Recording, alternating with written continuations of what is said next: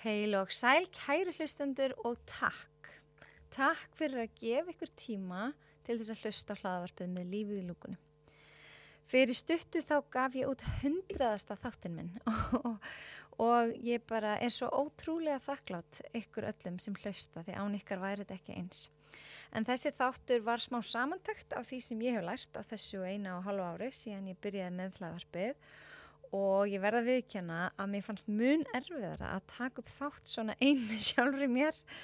En mér tókst þá að koma ansi miklu efni inn á rúmlega 20 mínútum. Þannig að kíkiði endilega á þann þátt við tækifæri. En í dag þá ætlum við hins vegar að kynnast sögu Kristjáns. En hann segir okkur frá því hvernig að eftir 17 ár edrú þá náði sjúkdómurinn honum aftur.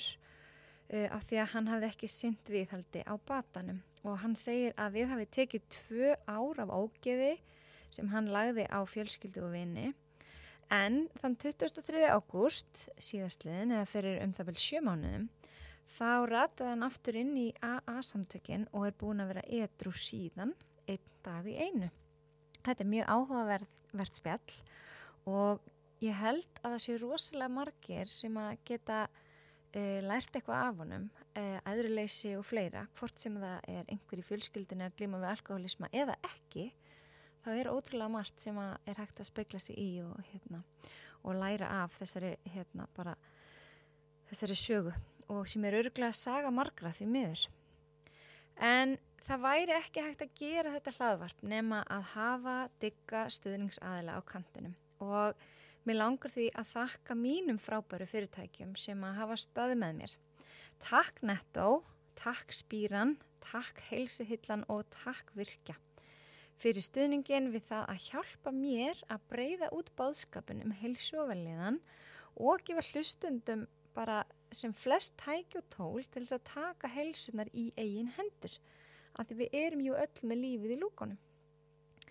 En mér langar að byrja því að nefna að ég sá á Instagram síðu Virkja í dag að það er aðeins 1 laust pláss á næsta námskeið hjá þeim sem að hefst 24. apríl. En sko að fara á námskeið hjá þeim í markþjálfun er bara einn besta ákvörðun sem ég hef tekið. Ég fór út úr þessu námskeiði með meira hugrekki, meiri meðvitund það hvert ég vel að beina athyglinni minni. Og þetta er bara vægast sagt leikbreytir og ég finn að ég nýti einhvern veginn tíman minn betur og ég nýt lífsins á einhvern veginn ennþá innilegri hátt en áður ef að svo má segja. Þannig að eins og ég sagði í þættinum, 100. þættinum að ég er svona einhvern veginn uppfærð útgáfa af mér, finnst mér. Og svo er það Netto en þessa dagana eru englamark dagar í Netto. En það eru nefnilega uppáhaldsvörurnar mínar í Netto, þannig að nýta ykkur þess að síðustu daga af þessum englamark tilboðum. En sko síðustu ár þá hef ég meira og meira verið að velja vörur sem eru lífrænar eða svansvottaðar af því að ég veit að það skiptir máli bæði fyrir umhverfið og fyrir heilsuna mína. Að vita að það er engin óæskileg efni í vörunum, bæði sem ég innbyrði og sem ég nota á kroppin. Og í Netto fást þessar dönsku vörur sem heita englamark og ég get bara ekki mælt meira með þessum vörum. Ég er síðan alltaf að heyra frá fleirum og fleirum í kringum mig sem nota Nutrileng frá Heilsuhillinni. Nutrileng er eitt mest selda liðbætiefni á Íslandi en helstu innihaldsefnin eru kondrótín, kollagen og kalk sem eru meðal annars nauðsynleg fyrir vöxt og viðhald beina og hefur reynslan sýnt að það hefur hjálpað fjölmörgum sem finna fyrir eymslum í liðum og þá sérstaklega hnjám og mjöðmum og ég get sko alveg vottað það.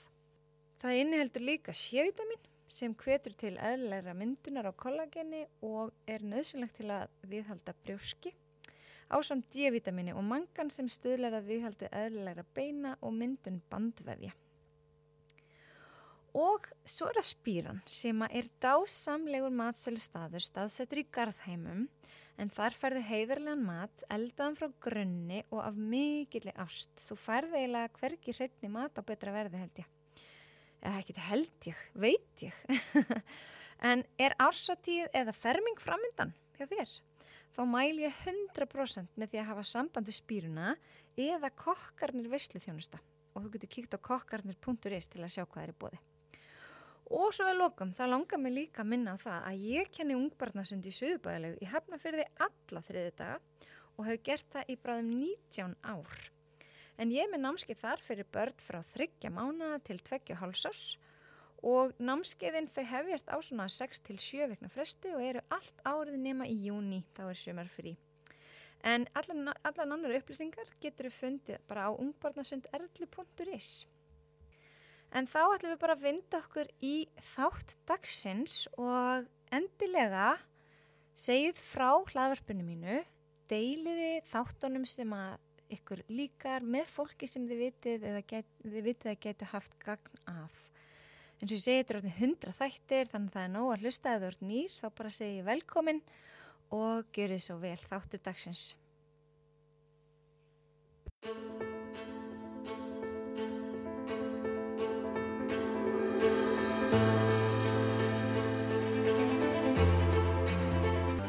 Gestur minn í dag heitir Kristján og fyrir nokkrum mánuðum þá rak ég augun í færslu sem hann setti á Facebook sem að snart mig. En eftir 17 ár edrú þá bankaði Bakkus á dyrnar og við tókum 2 ár af einhverjum erfiðum tíma og en nú er hann aftur komin á beinabraut, svo má segja og var að segja frá því sem færslu, þetta var svo fallegt, þannig að ég bara strax og ég las þetta, sendiði skilabóð. Já. og ég er mjög þakklátt að þú sést komin. Já, takk fyrir að bjóða mér, það var mjög skemmtilegt. Já, og mér langar kannski bara svona aðeins að vita hver þú ert, svona bakgrunnurinn og... Já, ég er sem sagt, er 44 ára fjölskyldufæður, bý núna í Norðlingaholtinu. Ég er nú fæddur uppalinn í Hafnarfirði og við kynntumst gegnum CrossFit á sín tíma og það er eina af þessum fíknum sem ég tók upp á og fór all in í eins og margt annað í lífinu. Núna bara starfa ég í sölu og markaðsmál og er að starfa enda mjög innan 12 spora samtakana sem ég er í. Einbeiti mér að ég að vera edrú hverjum degi og allt saman sko. Já, einmitt. En hvenær áttaður þið á því að þetta væri orðið vandamál, að þú væri alkohólisti? Sko, þetta gerist í raun og veru þannig að ég byrja mjög snemma að drekka. Ég er bara 13 ára gamall, en málið er bara það og það er þetta sem er með alkohólisma, er að í raun og veru þá getum við sagt að áfengi og fíkniefni eru ekki vandamálið sem slíkt, heldur lausnin. Þannig að sko þegar að ég byrja að drekka, þá finn ég þessa lausn við, þú veist, bara þessum, eins og ég hef alltaf talað ég hef alltaf tíð verið óþægilegur. Og þú veist, það er svo erfitt að finna einhverju útskýring á því hvaða sem er að hrjá mann. Þetta er bara einhver svona óþægindi. Einhver líðan. Já, svona endalaust óvonaði með allt, þú veist, það er ekkert nógu gott, alltaf glasi hálftómt og svona ofboðslegt, svona eirðaleysi og einhvern veginn svona bara, það er eins og það vant alltaf eitthvað.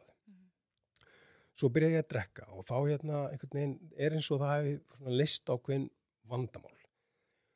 Og ég er einhvern veginn strax bara orðin þannig að mér langar helst bara vera að drekka okkur einasta degi. Bara strax 13 ára? Já, en þú veist, augljóslega þá er það ekkert hægt. Þú veist, bæði kostar þetta pening og þú veist, maður þarf að mæta í skóla og alls konar svona. Þannig að sko, í raun og veru eftir því sem ég síðan verði eldri þá fyrir ég bara að gera þetta meir og meir og meir. Nema vandamáli sem ég díla við eins og svo margir aðrir og alkoholist að gera er að það er eitthvað öðruvísi í líkamann. Þetta er þríþættur sjúkdómur oft talað líkamlegt ofnæmi, huglæg þráhyggja og andlegt mein. Og í raun og veru, þú veist, ef við myndum sko horfa á þetta sem líkamlegt ofnæmi að þá getum við sagt sem svo, segjum að þú veist með ofnæmi fyrir jarðarberjum. Þá bara sleppur ég að borða jarðarber. Þú veist, þetta er ekki flókið. Vandamáli sem við erum að díla við er þessi huglæga þráhyggja og síðan andlega mein. Og huglæga þráhyggjan er, þú veist, ef að þú gætir ekki hægt að hugsa að borða jarðarber, hvað þá?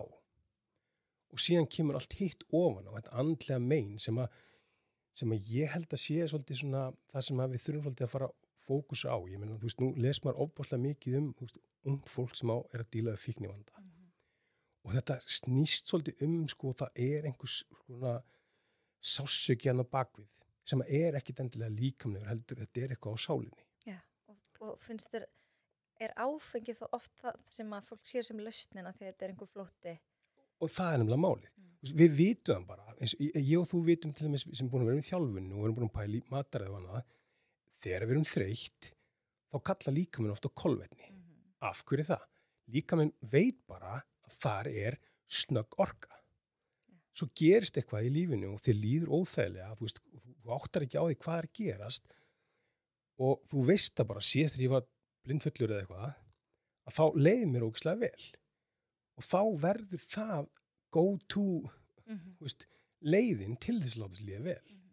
Þú veit með hausverk, þú hugsaður, ég best að fá sér, parataps eða eitthvað. Nema þarna sásökin andlegur.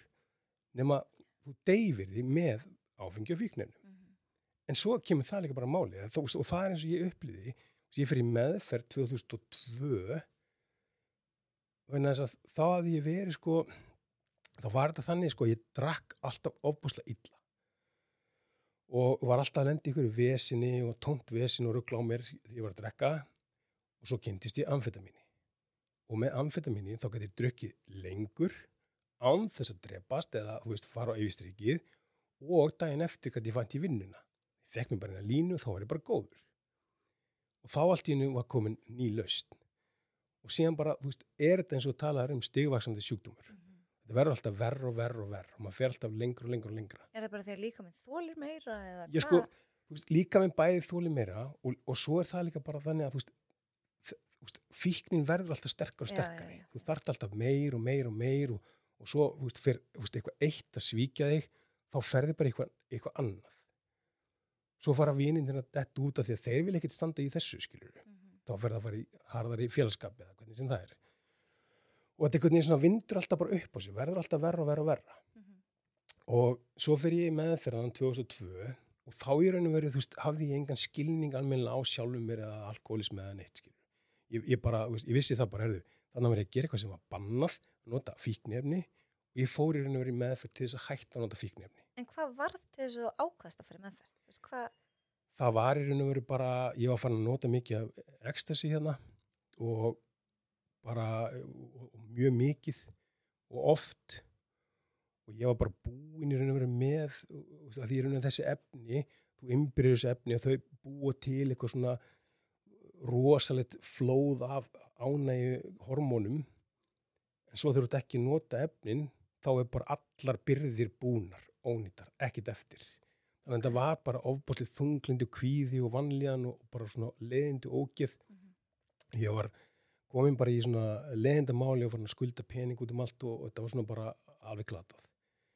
Og málið það mig langar alltaf að vera góður. Það hefur alltaf verið þannig. Og ég, eins og ég hef oft sagt, ég hef aldrei lent inn einum alveglegum áföllum gegnum tíðina þannig, en einhvern veginn svona það sem að hversdags vandamál hef ég blásið sjálfur upp í eitthvað katastrófu. Þannig að það sem fyrir aðra ekkert endilega áfall, það hefur verið bara eitthvað meiri háttar áfall fyrir mig. Og til dæmis ég finna núna og það sem ég er búin að læra núna og mjög mikil í sjálfsvinnu meðal annars það að ef ég fæ þessa tilfinningu ég sé að bregðast einhverjum að þá einhvern veginn líður mér alveg skelfilega.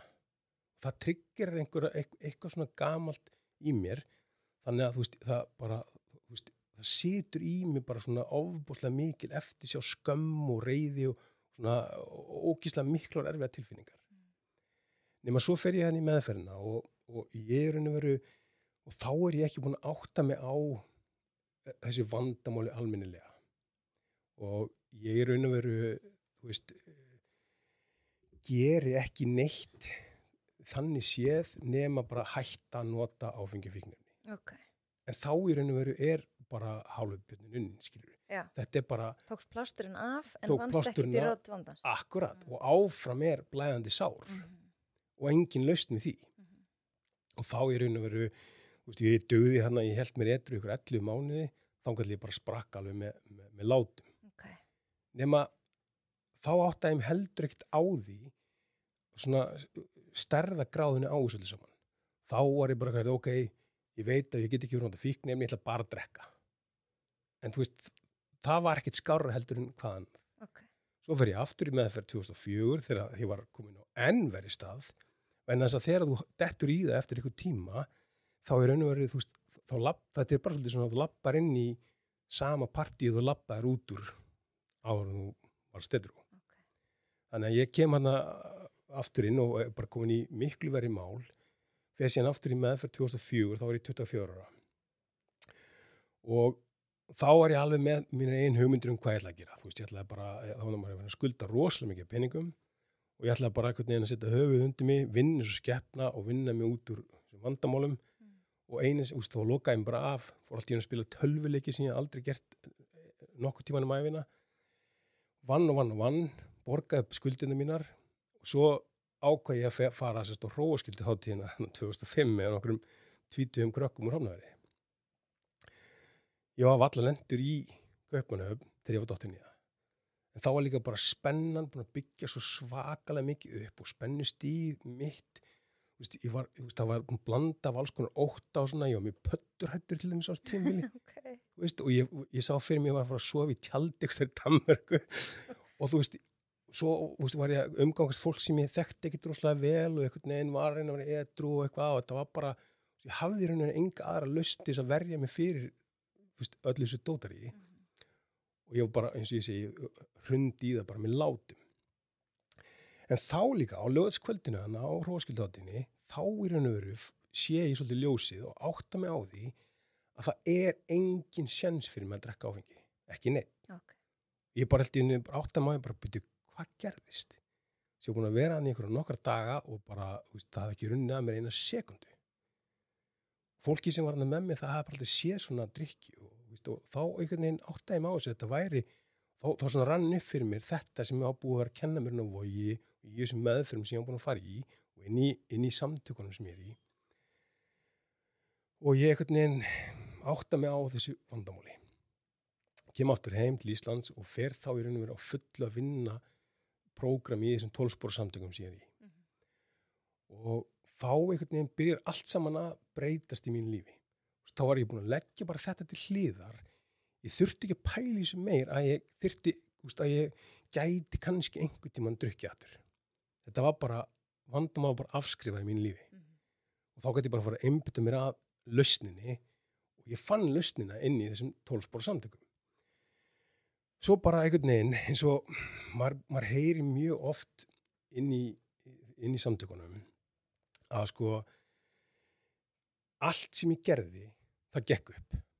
Ég var bara fókusur á þetta, ég var einbeita mér að vera góð strákur og vera heiðarlegur og allt þetta skilur. Ég fór í skóla, mér tókst loksins að geta að lesa bækur, þú veist, án þess að vera að drepast úr með hausinn út allt. Og ég fór í skóla, lærði ferðamálafræði, útskrifaðist, uppgötaði flugveiði og færði einhvern veginn bara allt mitt passion yfir á flugveiðina, stofnaði síðan ferðaskrifstofu, kynntist konu, gifti mig, eignast barn, keypti hús, veist, og var með fyrirtæki, hús, konu og einhvern veginn allt gekk upp. Síðan bara að því að það var einhvern veginn allt að ganga upp, mér var að líða miklu betur og ég svona gleymdi þessu að ég þurfti áfram að vera að taka lyfin mín við sjúkdómum sem eru þetta prógram samtakana. Og þetta byrjar svona mjög lúmst. Þetta byrjar bara með svona óheiðarleika. Og þegar ég segi óheiðarleika þá er þetta ekkert endilega að ljúga og svíkja stela, heldur bara að vera óheiðarlegu sjálfum að sig. Okay. Ég verið að telja sjálfum með trúum að ég geti gert hluti sem ég í raun og veru veit alveg ég get ekki. Eins og hvað? Sem dæmi, svona fyrsta sem ég byrja að gera er ég byrja að stera. Og ég taldi sjálfum með trúum að ég var búin að segja alltaf að því ég hafði verið í vaxtarættinni í gamla daga og var búin að nota mjög mikið að sterum og ég var búin að sjá bara hvað skelfilegu afleiðingar það hafði á mig.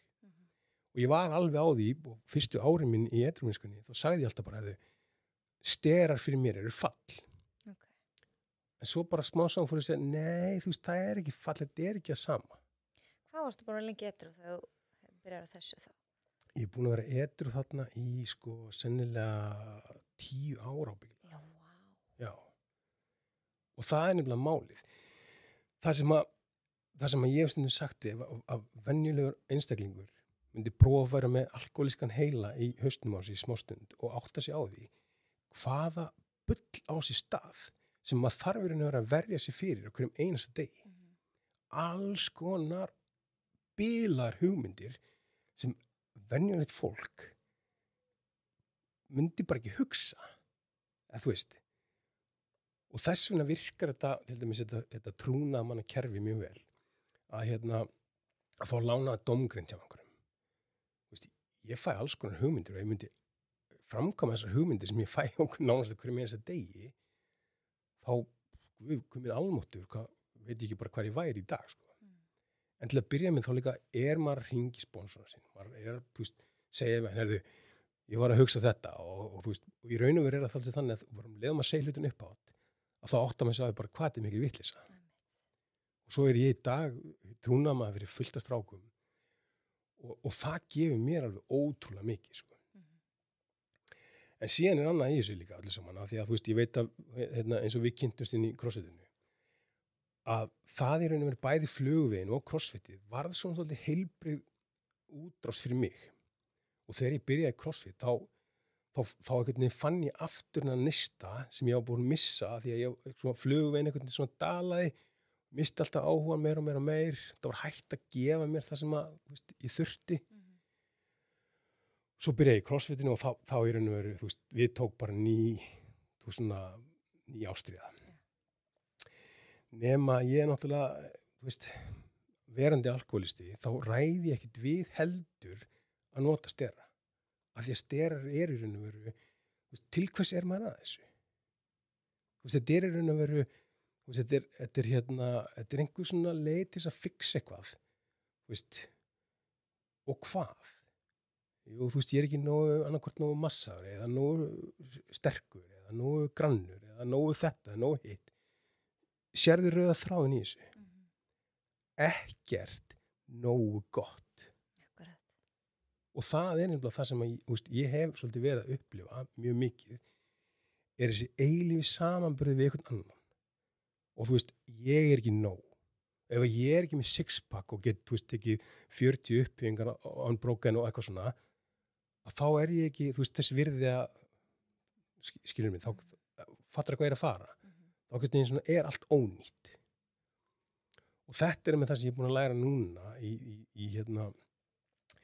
þessu öllu saman, að ég verð að læra að róa sjálfa mig og fixa sjálfa mig sjálfur, að innan. Það má ekki vera með einhverju utanaðkomandi. Akkurat, já. Og það er einhvern veginn það sem það snýst allt prógramið að finna sín æðri mátt. Og þú veist, sumir vilja kalla þetta Guð, þú veist, það skiptir raun og engu máli. Bara maður trúi því að það sé eitthvað aðra sem maður getur hjálpa manni að komast yfir þetta. Maður finnir þess að ró einhvers staðar annars staðar heldur en áfengi, fíkniefni, mat, fjárhættu spili, skiptir ekki máli hvað það kaupa sér á netinu. Þetta er allt saman einhvers konar fíkn og einn annan hátt. En svo allavega kemur að því eftir að ég var búin að vera sko í raun og veru og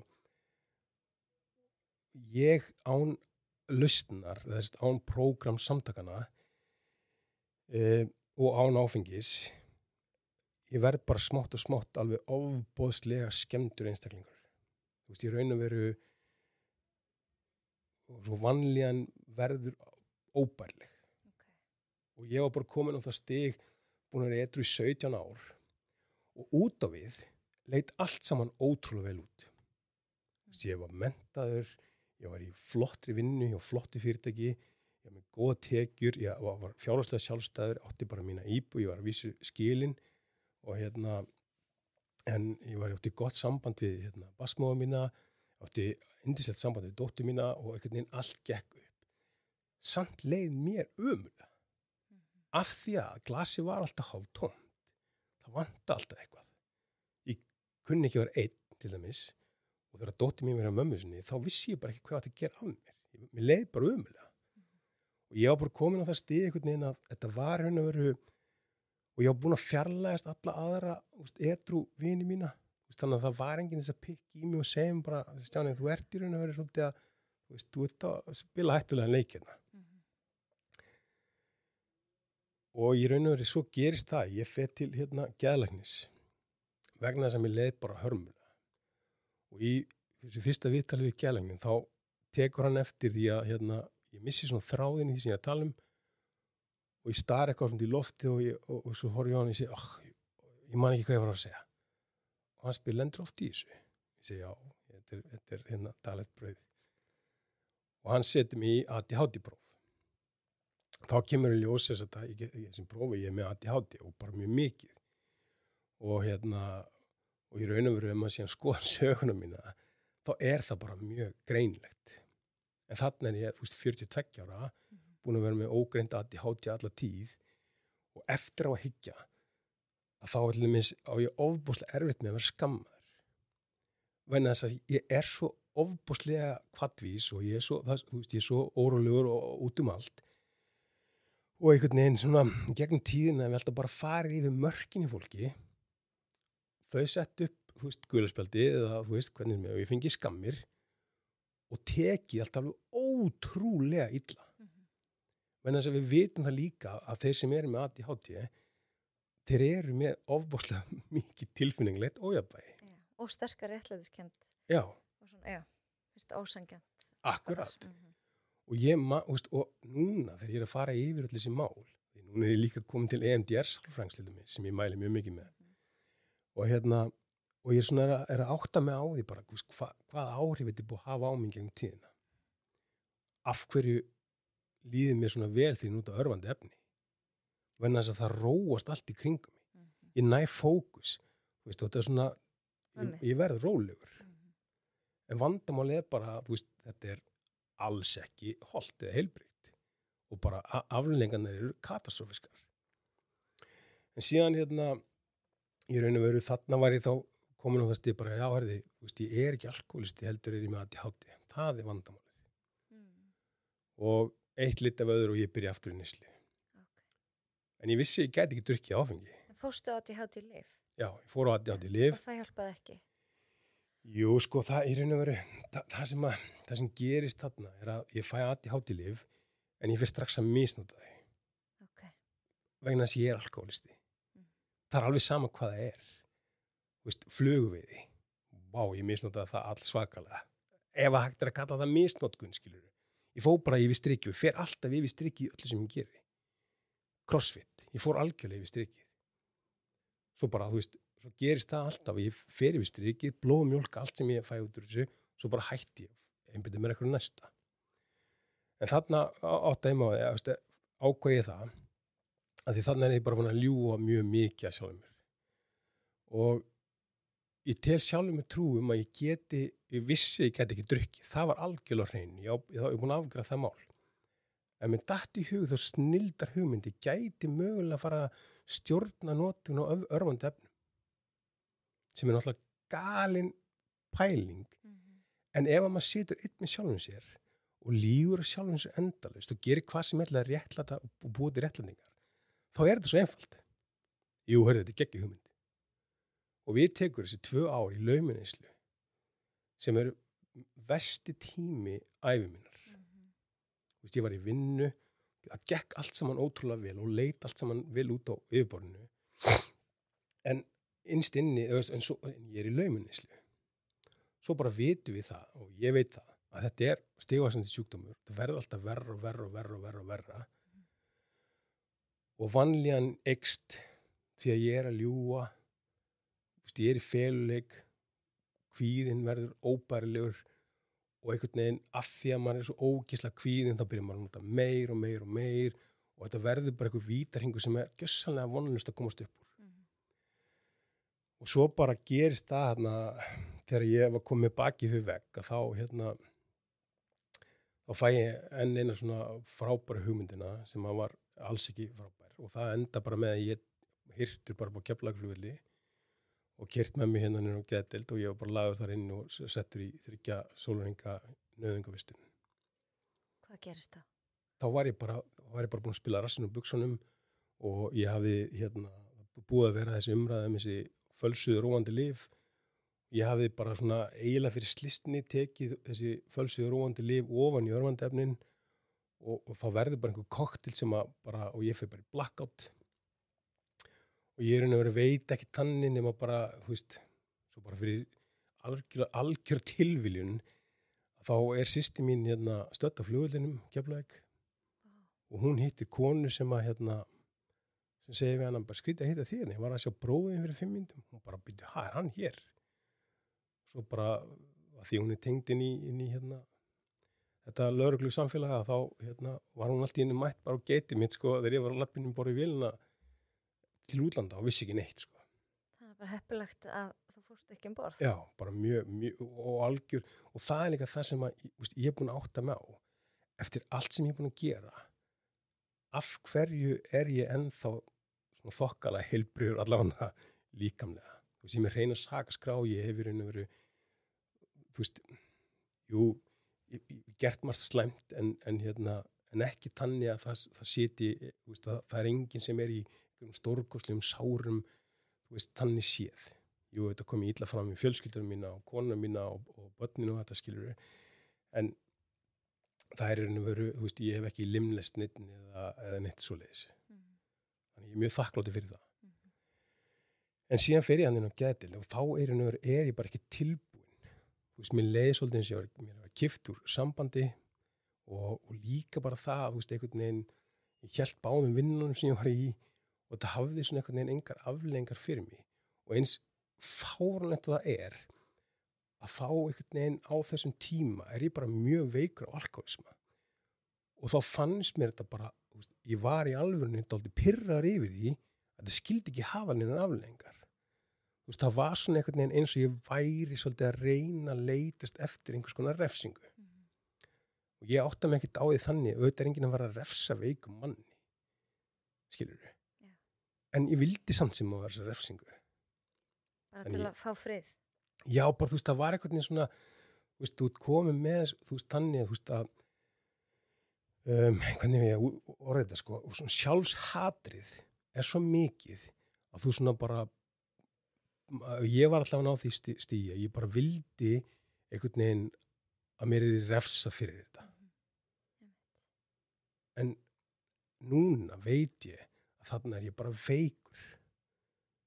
En svo það líka máli með, þú veist, þessi veikindi að, þú veist, við alkohólistarnir, þegar við erum veikust, þá erum við líka mestri, sko, afneitun það. Og það akkurat máli. Við vitum bara, það er alveg sama hvað, þú getur ekki laga neitt vandamál nema þú viðurkennir að vandamál sitt þar. Akkurat, já. Ég nefnilega fekk sko eina spurningu þegar ég sett inn í dag í Facebook-hópin sem ég með hvort einhver hefði einhverja spurningar og þá komið mitt komið 2 og það var ein akkurat þetta, þú veist, af hverju sko þó öll sambönd fari í vaskin í gegnum tíðina og börnin búin að loka viðkomandi, veist, samt kennir þessi einstaklingur einhvern veginn alltaf öllum öðrum vandan og samskiptaleysi. Af hverju þessi afneitun? Veistu eitthvað hvað þetta sem að gerast? Já, sko ég með ákveðna kenningu með þetta. Við alkoholistar og þetta kemur fram í okkar heilaga riti þannig séð öll okkar vandamál getur við má rekja til bara sjálfselsku. Þetta í rauninni bara eigingirni og sjálfselska og nú ætlum ég bara að tala út frá mér. Ég alveg ofboðslega eigingjarn og sjálfselsku maður. Alveg rosalega. Og ef ég gerir mistök, þá mín varnarviðbrögð að kenna einhverjum öðrum það, vegna þess að það hendar mér betur. Mér líður miklu betra sjálfa mig ef það var þér að kenna en ekki mér. Samt sem það innst inni veit ég alveg, og það nefnilega vandamálið. Ég veit að ég fokkaði upp. Ég gerði mistökin, en ég segi það að verið þér að kenna til þess að svona verja sjálfa mig. en í raun og veru þetta er svo mikið skammtíma laust, vegna þess að ég veit sér innst inni að skömmin að þetta var mitt, hún er þarna. Og hún situr eftir. Hún byrjar bara að gerjast og skemma út frá sér og það er nefnilega málið. Og þetta er bara eins og með sko gremja. Við tökum í þessum 12-spora kerfi, þá er fjórða sporið. Við gerum rækilega og óttalega siðferðileg reikningsskil í líf okkar. Og þegar ég er að vinna þetta með strákunum sem ég er að vinna með, þá setjumst við niður og við byrjum að skrifa lista. Byrjum fyrst að skrifa gremjulista. Út í hvern eða hvað er við gröm. Og þarna getur til dæmis komið sko, það er oftar en ekki, og eitt fyndið að því að ég sponsa bara stráka. Mömmur strákan er aldrei á svona gremjulista en pappan er alltaf. Ok, vá, áhugavert. Sem er mjög áhugavert. En rosalega margir líka með lögregluna til dæmis. Og þá fyrir maður að spyrja, af hverju ertu gramur til lögregluna? Jú, þú veist, þeir voru vondur við mig þarna eitthvað svona. En spurningin er alltaf, hvað gerir þú? Akkurat. Af hverju þurfti hún að skipta sér aðeins? Akkurat. Og í raun og veru, það er það bara þannig að veist, ég gramur út í, segjum þig, af því að þú gerir ekki það sem ég vil að þú gerir. Þú ert ekki að haga eins og ég vil að þú hagir og þá er ég pirraður. En tengist þetta sjúkdómnum, áfengisýki eða alkoholisma eða fíkn, þessi afneitun eða er... Ég bara, veistu, ég veit ekki. Ég held reyndar að þetta snúist allt bara einhvers konar svona, survival mekanisma. Þú veist, að til þess að þú geti bara yfirhöfuð haldið áfram, að þá verður þú einhvern veginn að, þú veist, ljúga sjálfum, telja sjálfum trúum að þetta sé einhverjum öðrum að kenna. Og það er að eiga samskipti við eitthvað sem er algjörlega fastur á því að þetta sé einhverjum öðrum að kenna, það er bara mjög erfitt. Já, og þess vegna er þetta þannig að, þú veist, við byrjum í fyrsta sporinu, þá byrjum við á því að viðurkenna vandamálið. Síðan fyrir við að ákveðu við að það sé í raun og veru einhver önnur lausn og lausnin sé fólkin í æðri mætti. Og þá tökum við þessa ákvörðun að fela líf okkur og vilja umsjá Guðs, eða þú veist, samkvæmt skilningi okkur á honum sem við fram, einhverjum aðri mætti, og svo fyrir við að gera þessi reikningsskil. Og Bandaríkjamenn tala um þetta clean house. Taka bara til í lífinu sínu. Allir þyrftu nú að gera þetta. Það er nefnilega málið. Að finna út, þú veist, bara út í hvernig er í gramur, af hverju er í gramur. Og undantekningarlaust er rauði þráðurinn í þessu öllu saman, bara eigingin og sjálfsöska. Svo fyrir við í óttalistan. Hvað óttast ég? Og það er líka bara málið eins og fyrir mig. Ég er þannig og ég er búin að átta mig á því að ég er alveg ofboðslega óttaslegin, hræddur. Þegar ég var yngri þá reyndi ég að fela óttan með því að vera fyrir til. Ég var og svo þetta. Ég meina ég er húðflúraður og búin að nota stera í mörg ár og er stór og massaður. Hvað heldur þetta sé? Þetta er raun og veru bara eitthvað gríma sem setur upp. Og það var eins og ég upplýði þegar ég byrjaði að þjálfa. Það voru allir sem voru skítrættið með þeirri komu. Og þú veist, kona mín djókustundum með þetta, þú veist að ef það þyrfti einhvern tímann að, þú veist, eitthvað að gera allir svo ógn einhverjum, þá ætti ég að koma með en ég hætti þegja, skilur. Venna þess að leið og ég opna með munnin, að þá áttar það á því bara hvað er mikil, þú veist, blíðan á bakvið. En allt saman er þetta bara eitthvað svona, þú veist, einhvers konar feluleikur. En ótti við hvað? Áttaður það á því einhvern tíma? Ótti, fyrir það fyrsta, ótti við að vera, gert grína mér. Ótti við að verða atlægi. Ótti við að gera mistök. Ótti við að vera hafnað, til dæmis. Og það er þekkt, innan ADHD, þetta heitir, rejection sensitive dysphoria. Og það er að upplifa ofboðslega mikla höfnun yfir einhver bara svona smávæli matriðum. Og ég tengi mjög mikið við það. Þú veist að ég til dæmis bara átómatist ekki sóst eftir ákveðnum draumum af ótta við að mistakast. En svo áttar maður sig á því bara, þú veist, það er allt í lagi að mistakast. Það er engin, en þetta er einhvern veginn svo djúpt einhvern veginn í sálinni að maður einhvern veginn næri ekki að setja fingur á þetta, sko. En önnur spurning sem ég fekk, sko, hvenær er áfengisneysla orðin vandamál? Þú veist, hver er skilgreiningin á alkohólisma? Ég held, sko, það segir skilyrðið fyrir ingangu í samtökin löngundlega hægt að drekka. Ok. Og vandamálið í raun og veru bara, misjætt eftir hverjum einum. Þannig ef einhver fær sér 3 bjóra hverju einasta kvöldi alltaf, ekkert að fela það eða neitt. Það þá? Nei, þetta yfirleitt tala þannig, spurningan þessi, lendur oft í því að þú enda með að drekka þegar þú ert alveg ákveðin að gera það ekki. Ok, já. Og ef svarið já, kemur mjög oft fyrir. Ok, þegar þú byrjar að drekka, áttu þá erfitt með að stjórna hvað þú drekkur mikið og ferðu oft yfir strikið. Ef svarið já, þar líka, þá mögulega þetta spurningum að það sé eitthvað vandamál. Já, akkurat. Ég get alveg sagt þér það þegar ég drakk á sín tíma, að þá oftar en ekki fekk ég mér strax daginn eftir ég vaknaði. Ég var bara þannig, ég var alltaf alveg svakalega þunnur, af því ég drakk náttúrulega alltaf mikið, var alveg ótrúlega þunnur og ég var yfirleitt alltaf með, þetta djókurum var þannig, þegar maður fór heim í leigubíla skemmtistjónum, þegar ég var á skemmtistæði, það enda alltaf með að fara og kaup með 2 bjóra, tók einn með mér í bílinn og leiðin heim og svo einn var bara náttborinu, þannig að þegar ég vaknaði þá geti ég stutt honum í mig. Hvernig gekk þér að halda vinnu og öllu í þessu? Það var í raun og veru þarna, ég hafði ekki drukkið í 19 ár og hef í raun og veru ekki drukkið þannig 19 ár nema ég rétt drakk eitthvað smá hann að síðustu vikunum núna árni ég var edrú. En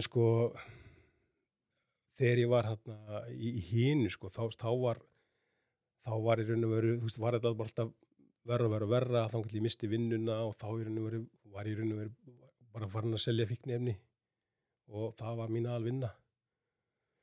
Svo náttúrulega hætti, ég var edrú í 17 ár, var þá komin í góða stöðu og mér tókst að fela þetta fyrir mínum vinnuveitendum og þetta gekk allt saman þannig, auðvitað segir maður innan gæsalappa fungerandi alkoholisti, en auðvitað maður ekki fungerandi. En þú telur sjálfum trúum að það sé málið. Yeah. Því að ég sé það bara eins og núna, að bara hvernig dóttir mín var bara orðin fyrir mér. Ég gat einhvern veginn ekki sinnt henni almennilega. Af því ég varð að vera einhver annar staðar. Ég varð að vera að redda einhverju að græja eitthvað, gera eitthvað. Þetta fyrir rosa mikið orku í þetta. Og þá ertu ekki til staða fyrir fjölskyldunni en fyrir aðra. Og ekki verið til sjálf á því? Nei, alls ekki. Og svo það mynd málið. Þegar við síðan erum búin að koma lengra og komin á 9. sporinu, að þá fyrir við að bæta fyrir brot okkar. Og ég til dæmis það sem að ég fekk kökk í hálsinn þegar ég fór talaði við dóttur mína, útskýrði fyrir henni bara hvernig, útskýrði hans fyrir henni alkoholisma, hvað væri búin að gerast og biði hana innilega afsökunar á hvernig ég væri búin að haga mér, hvað væri búin að gerast og svona, og ég spyr hana bara, hvernig get ég bætt þér þetta upp? Og hún stoppar og hugsaði smá stund, svo segir pabbi, mér langar í fleiri kósíkvöld. Vegna þess að það var það sem hún vildi. Hún vildi bara samveru tíma með mér þar sem ég var til staðar. Ekki símanum, ekki eitthvað staðar skjótast að redda einhverja græða eitthvað og þannig síður undir áhrifum. Og hún hafi verið ekkert átt að segja á því, þá veit ég það samt. Skilur. Og mér líður ekkert vel með það. En svo gerist það núna, bara eins og þannig í ágúst í fyrra, að þá í raun og veru allt búið. Og þá hafði þetta afleiðingar og alvöru afleiðingar. Og ég var þá bara komin á mjög slæman stað. Var rekinn úr vinnunni og það var spark í rassinn sem ég þurfti. Og sponsorinn minn segir mér, þetta það besta sem gæti komið fyrir var að rekinn úr vinnunni. Og það alveg þannig. Ég þurfti að átta mig á því hvert ég væri komin, hvaða afleiðingar þetta hafði. Það að fara í lögreglufylgdina og geðdeild var ekki nóg til að vekja mig upp til, því ég ekkert vitlaus. Þú varst bara ekki tilbúin það? Nei. Og það eins og þessar spurningar koma. Þarna greinilega fólk sem kannski á aðstandendur og þau eru í samskiptum við sína aðstandendur og þau eru að reyna að hjálpa. Það bara gengur einhvern veginn ekki upp. Vegna þess að verður, alkoholistinn, hann verður að átta sig á þessu sjálfur. Fjölskyldan mín var búin að kalla mig á fund og bara, þetta gengur ekki, skilur. Ja. En ef við komum ekki tilbúin, þá ekkert hægt að gera. Það ekkert hægt að gera. Og í raun og veru, eins astnalda hljómar, ef að segjum að þú eigir einhvern aðstandandi sem í neyslu, virkri neyslu og þú ert endalaust að lána honum pening, þá ertu rauninu svolítið bara að aðstofa við að halda þessu áfram. Ákveðin meðvirkni. Þetta bara meðvirkni og það akkurat málið. Það einhvern veginn ekki fyrir en að það allt búið en svo það líka málið. Segjum að þú eigir barn sem í neyslu, hvað ætlar að gera? Það henda þig á út á götuna. Ef barnið segir við, heyrðu, ef þú lætur mig ekki hafa peninga fyrir að drepa mig, hvað maður að gera? Það er ekki það. Það er nefnilega málið. Maður gerir allt fyrir barnið sitt. En í raun og veru, þá er bara einhvern veginn, þetta verður að hafa einhver afleiðingar.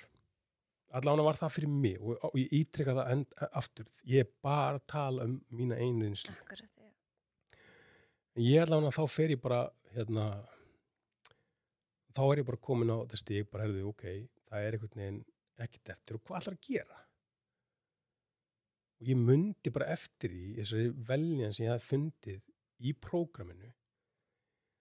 Þannig ég bombaði mig bara á fund og ég fer strax. Þú fórst í meðferð? Nei, ég fór ekki í meðferð. Ég hafði nefnilega farið inn á Geðdeild og síðan inn á Vog. Og það var einhvern veginn, ég var bara ekki tilbúin sem ég segi. En þarna var ég tilbúin og ég fann það bara, ég var tilbúin. Og ég finn það bara, núna er ég tilbúin. Ég er bara algjörlega búin að átta mig á því, það er alveg sama hvað það er. Ég er með fíknisjúkdóm og ég verð að bera ábyrgð á því. Og ég er líka búin að átta mig á því að ég er með ADHD og ég verð að bera ábyrgð á því. Og partur af því að bera ábyrgð á sjúkdómum sínum er að fræðast sjúkdóminn og það er það sem ég er búin að gera. Núna er ég að reyna að læra meir og meir bæði alkoholisma og ADHD til þess að ég geti borið ábyrgð á þessu og ég sé ekki taka þessar röngu ákvarðanir. Einhver ætlaði að fara að setja út á lækni sem skrifaði upp á Elvans lyfin fyrir mig, en læknirinn var bara að reyna að hjálpa mér. Þetta var algjörlega undir mér komið að segja nei, ég er alkoholisti, ég get ekki verið að nota einhverjur amfetamin afleiður. Og ég veit alveg að Elvans virkar fyrir fullt af fólki. Ég er bara með fíknisjúkdóm, þegar þú rétt með 30 töflur, þá er ég bara búið með þar á mjög stuttum tíma. Og eins og ég tók eina, mér fór að líða vel og hvað gerist? Þá er náttúrulega alkoholiksti hausinu minn, hugsa með sér ef ég tek 2 lítið mér líða ennþá betur. Og það er nefnilega, og grínið er með þetta, ef við erum fundin upp tafla við fíknisjúkdómum, þá myndi alkoholisti misnota þær. Og það er akkurat þetta sem er, þetta verður í að koma innanfrá og við verðum að átta okkur á þessu. Ég verð að vera heiðarlegur sjálf af mig, vera tilbúin að hlusta á aðra, hlusta á það þegar að vera að segja við mig, Kristján, núna ert þú rosalega eigingjarn, eða núna ert þú svona óttaslegin og þetta. Ég verð að vera tilbúin að hlusta, horfast í augu við þetta, bera ábyrgð á því, gangast við þessu, þannig að ég geti breytt þessu. Og það er eina leiðin er að gera þetta svona. Og þarna kemur inn þetta heiðarleika prógram. Sko ég hjó eftir þú skrifar þarna í þessum pistli að þú fjælst af því þú hafðir ekki sinnt viðhaldi á batanum mínum, sagðirðu. Já. Er það þá tólsporakerfið, er eitthvað fleira, við tengjum þetta við heilsu, bara almenna heilsu? Já, sko, nú skal ég segja þér bara aðeins hvernig svona típisku dagur er hjá mér. Á hverjum einasta morgni þegar ég vakna, þá ligg ég aðeins upp í rúmi, eftir að klukkan hringir og ég reyni að hugleiða aðeins, bara í rónni, hugleiða aðeins bara hvað er framundan í dag og hvernig, ætla ég að tækla daginn.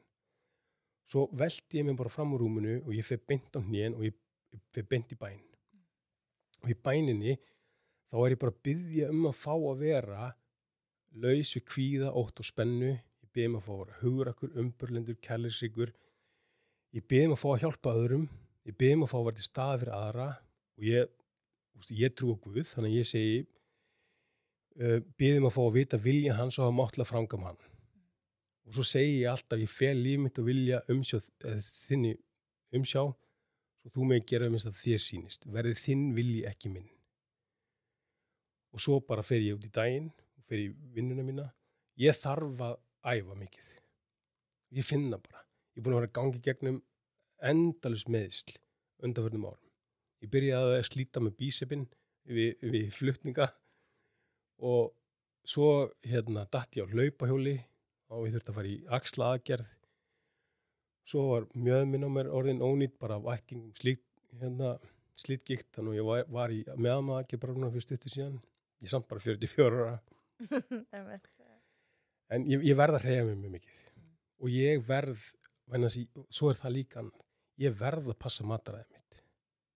Ég er ógeðslega mikill nammigrís og ég þannig, ef þú væri með nammi skálinn fyrir frammi, ég myndi fá mér 1, þá myndi skálinn vera búin á svona 10 sekúndum. En ef ég sleppi því, þá er það allt í lagi. Það er bara eitthvað eins og sykur til dæmis, tryggeri bara eitthvað, þannig að ég far bara meira með meir.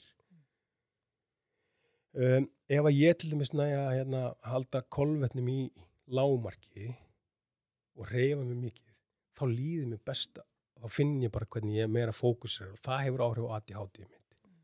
Svo fæ ég þessi endorfín skot bara að hreyfa mig mikið og setja púlsinn svolítið vel upp og þá líður mér vel. Og þegar ég næði þessari rútínu að taka æfingu, fara síðan í sána, kalda pottinn, síðan í vinnuna, það eru bestu dagarnir mínir. Síðan fer ég á fundi og ég er starfandi í samtökunum. Ég er í þjónustu. Ég byrjaði á því að mæta bara á hella upp á kaffi.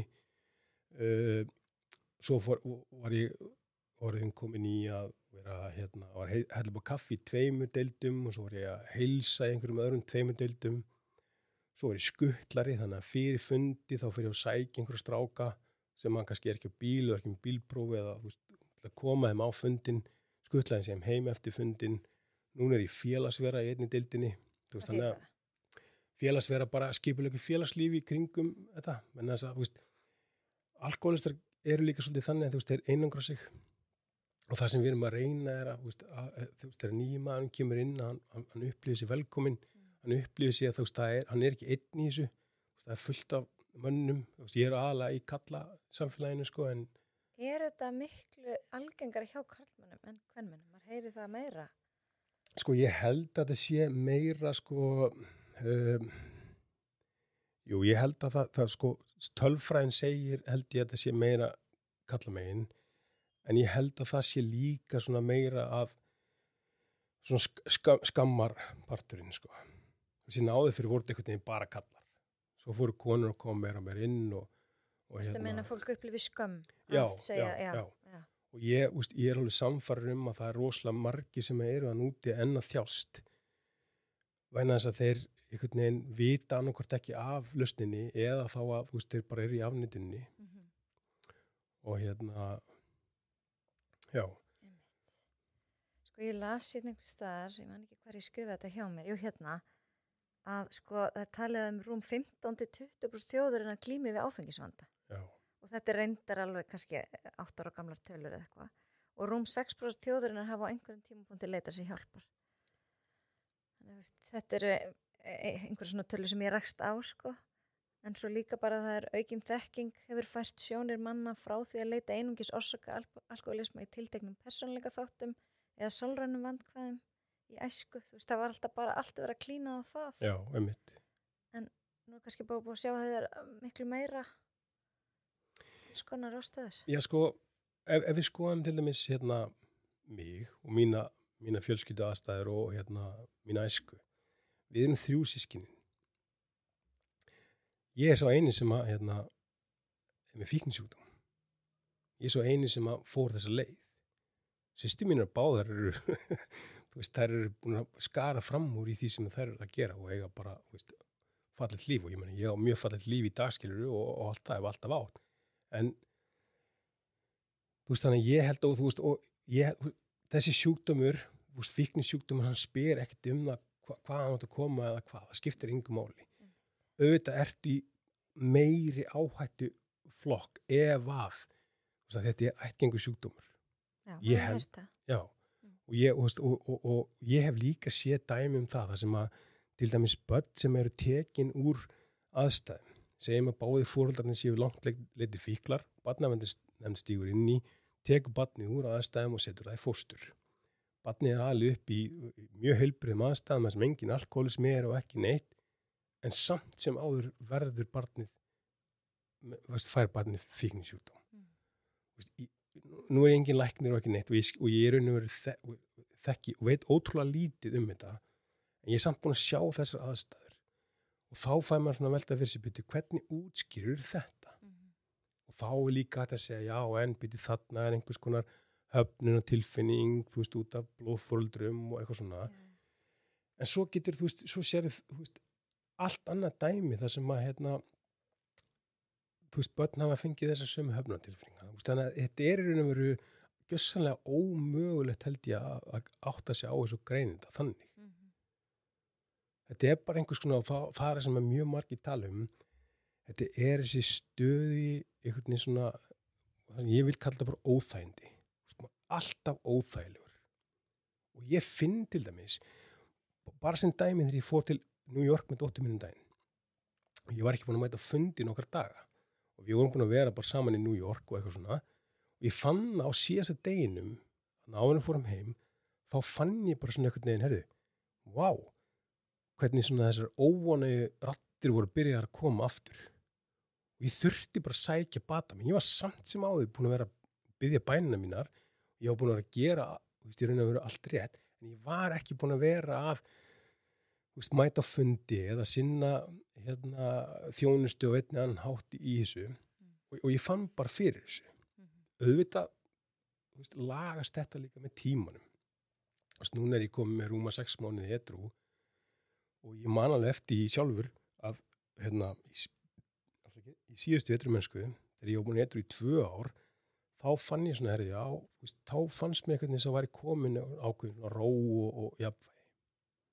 Ég er ennþá þannig, ég get ekki lagst upp í rúm og lesi bók, til dæmis. Ég bara byrja að lesa ykkur blaðsíðu og svo allt í einu bara búin að fletta og ég man ekkert hvað ég var að lesa. Af því að hausinn er bara ekstra annar staðar. Þannig að, þú veist, þetta er svona...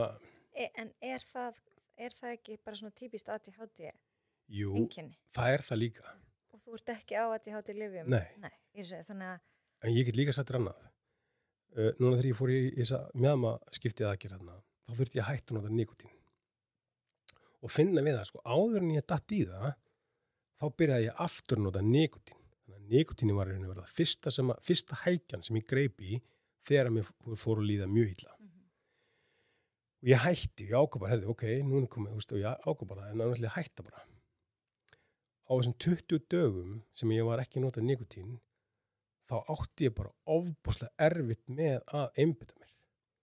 Ég var bara þreyttur, ég var annars hugar og ég náði engum fókus og svo þegar ég fer í aðgerðina þá upplýði ég mjög mikla fíkn.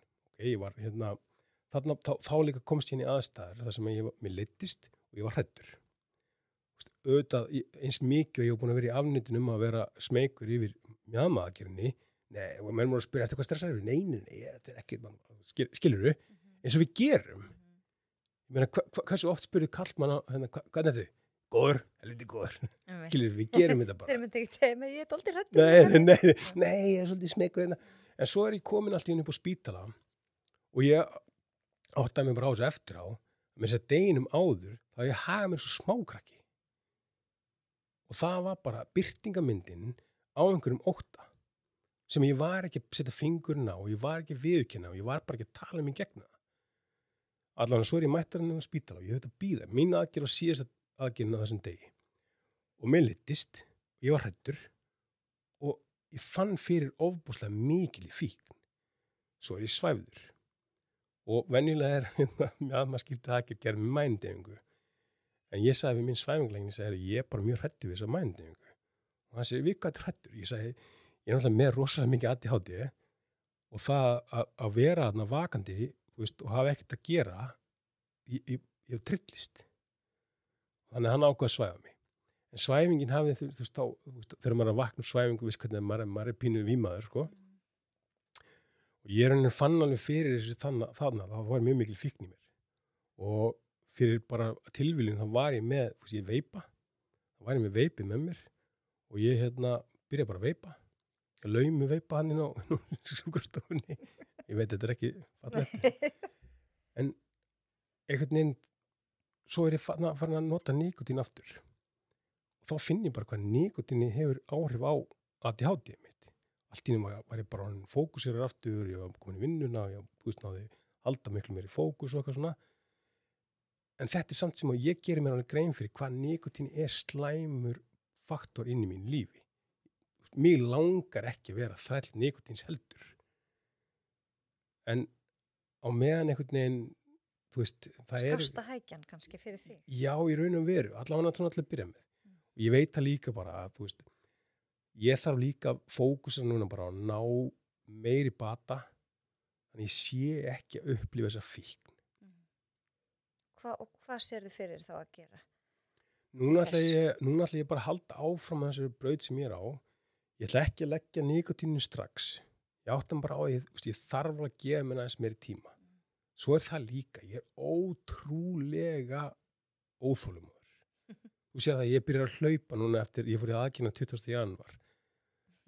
Ég efast að þetta sé mjög sniðugt, en ég er bara svo óþolinmóður. Hlutinni verða bara eitthvað að gerast núna. Og það er líka, partur af að vera með ADHD. Þetta er oft djóka með að þeir sem eru með ADHD eru með tímaskinnið þeirra er núna eða ekki núna.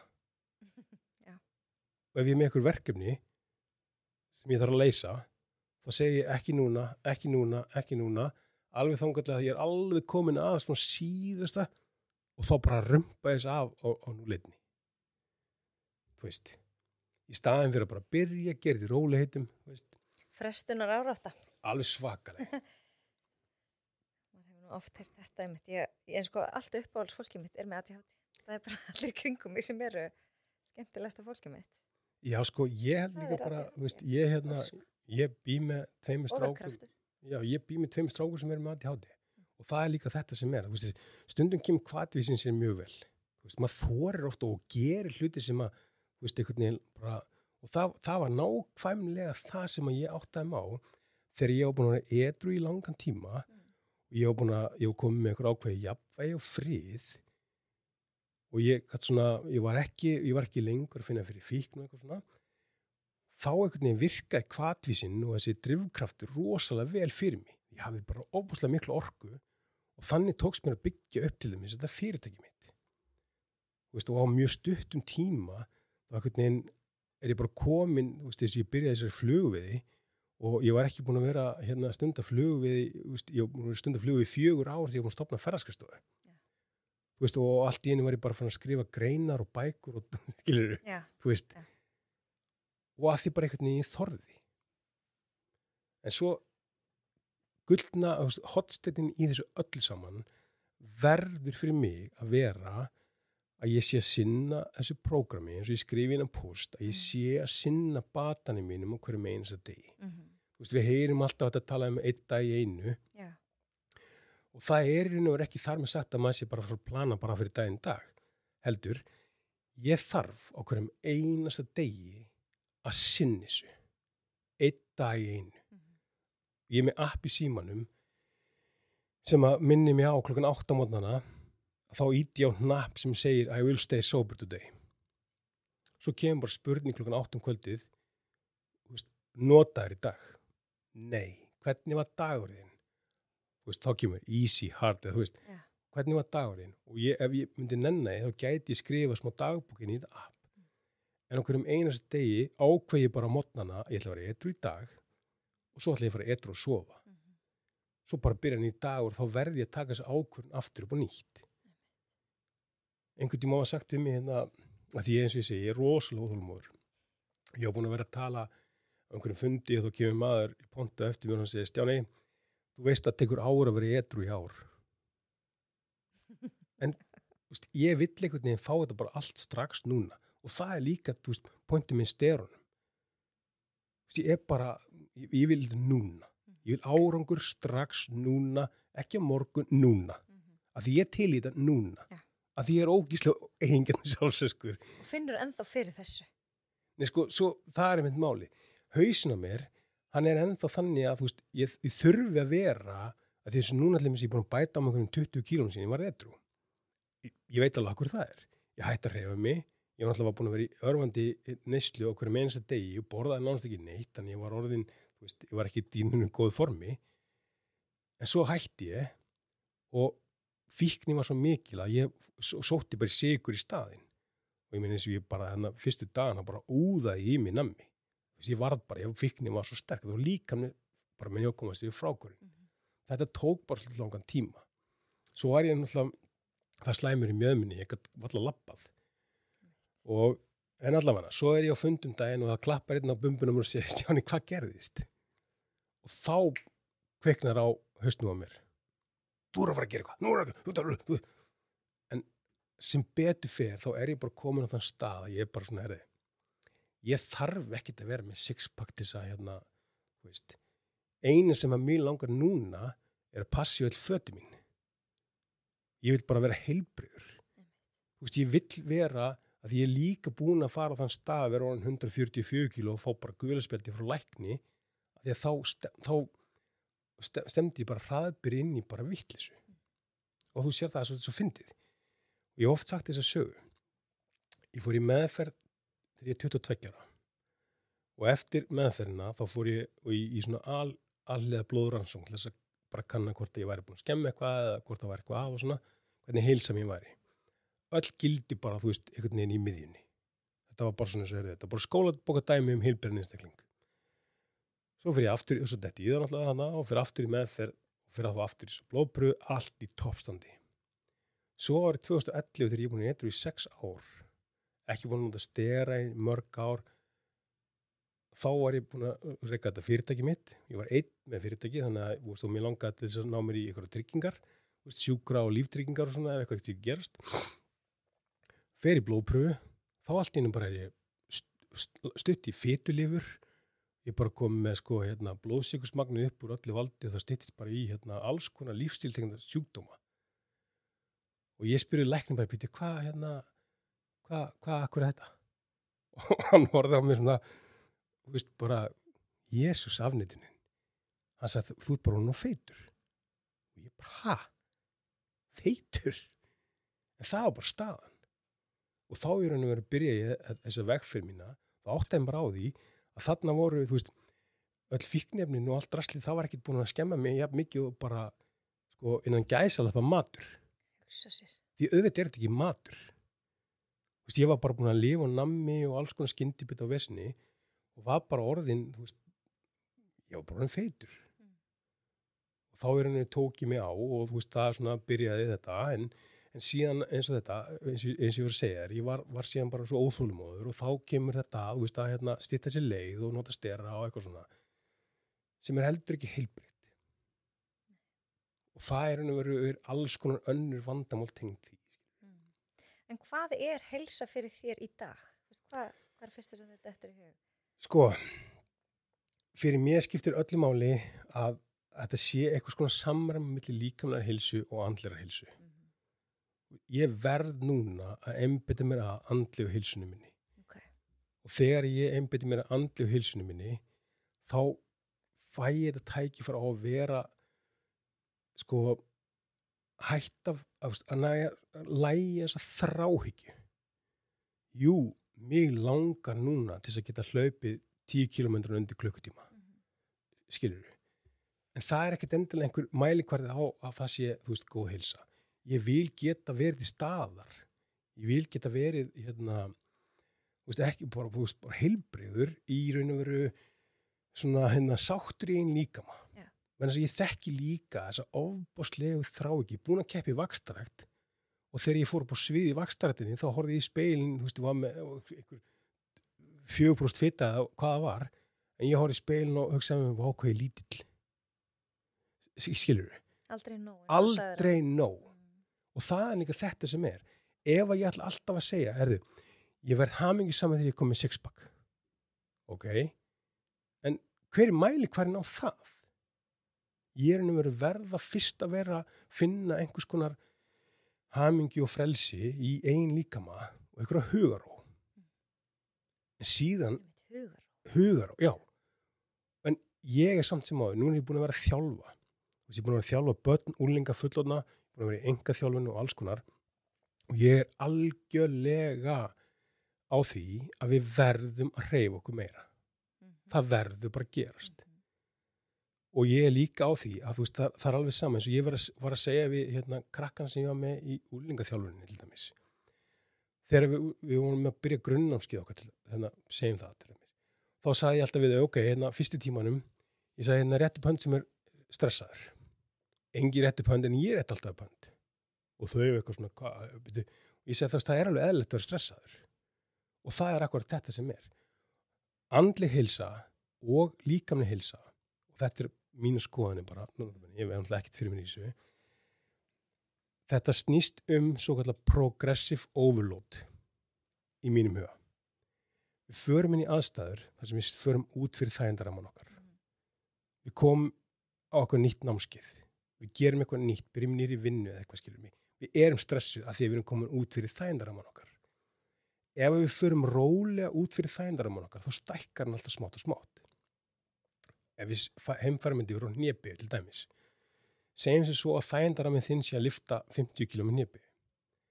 Þú ert ekki að fara að setja 100 kg á hnébið og fara undir stöngin, það gerist, skilur mig, þú bara pompa niður og það gerist ekkert meir. Þannig fórstu of skart út fyrir þægindarammaðinn. Þetta þarf að vera progressive overload. Þú segjum að þú getur tekið 50 kg einu sinni. Ok, hvað gerir þá? Þú kannski segjum, þú tekur 3 sett af 40. Næstu viku tekur 3 sett af 10 með 40 kg. Svo næstu viku kemur að gera 3 sett af 12 með 40 kg. Þú veist, progressive overload. Smám saman byrjar að bæta ofan á þessa þyngd. Og eins og í crossfitinu, eins og þú þekkir, og ég er alveg samfæður að veist, allt sem við byrjum að mæla, það reynum við að bæta. Þegar ég fekk fyrst svona snjallúr og þá fór ég að hugsa svefni minn, þá fór ég, vissi, þrá ekki við því líka, skilur mig, því ég þrá ekki fyrir sig, en ég fór aktíft að reyna að bæta svefnin minn.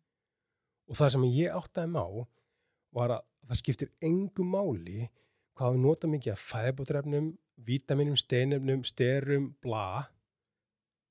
Ef svefnin er ekki góður, þá er ekkert að fara að gerast. Akkurat.